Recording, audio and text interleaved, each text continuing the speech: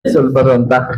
So, with regards sa problema sa cooperatives, I think ang financial institution, hindi sila mag-extend ng loan sa ating modernization without a feasibility study. So, according sa ilang study, 7 years is good enough na maging may pass nila as long as the management is good.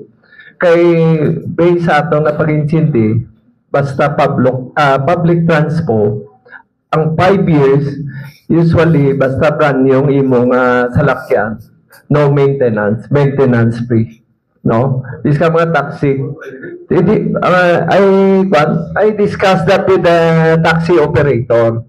Bako, ang taxi, ang franchise nila is good for 5 years. After 5 years, hindi na sila gina-allow nga ma-renew kay bala mo ilang vehicle hindi na suitable for public conveyance. So mo na siguro you have to see to it also sa aton nga management sa cooperative.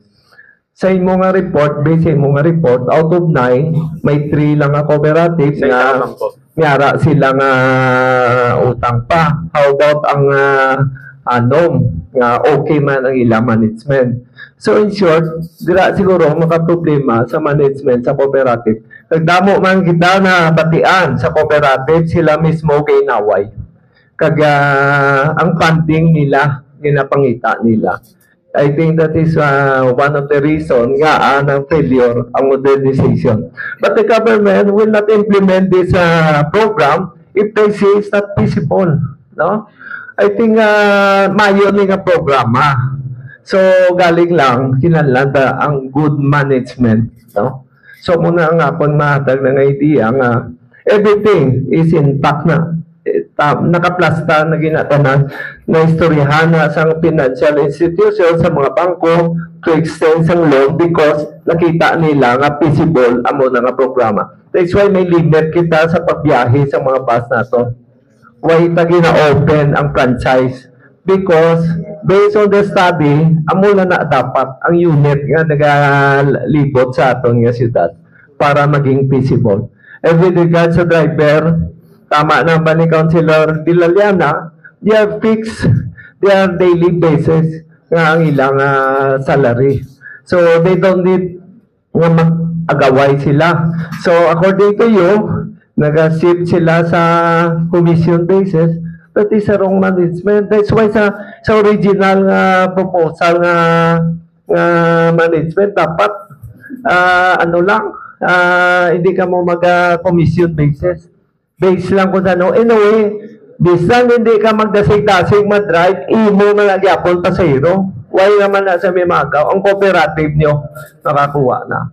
So I think that is I share my opinion. Thank you, Madam Chair.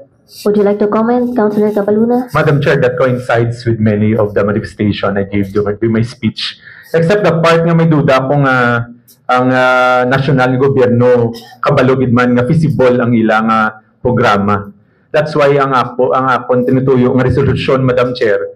Although kadamo man tani involvado nga ahensya diri may Cooperative Development Authority, may Office of the Transport Cooperative, may LTFRB, iban pa. Pero gusto ko i-direkta na lang ang panawagan si DOTR kay diri na lang diri managalin ang tanan no sa ila no ang ila nga pagsugo sa aton balaan gid ni Councilor Duron in 2018-19 ang technical working group nagpakabaka na wala man naton to initiate kin manduan kita because otherwise we will be affected in terms of our deliverables.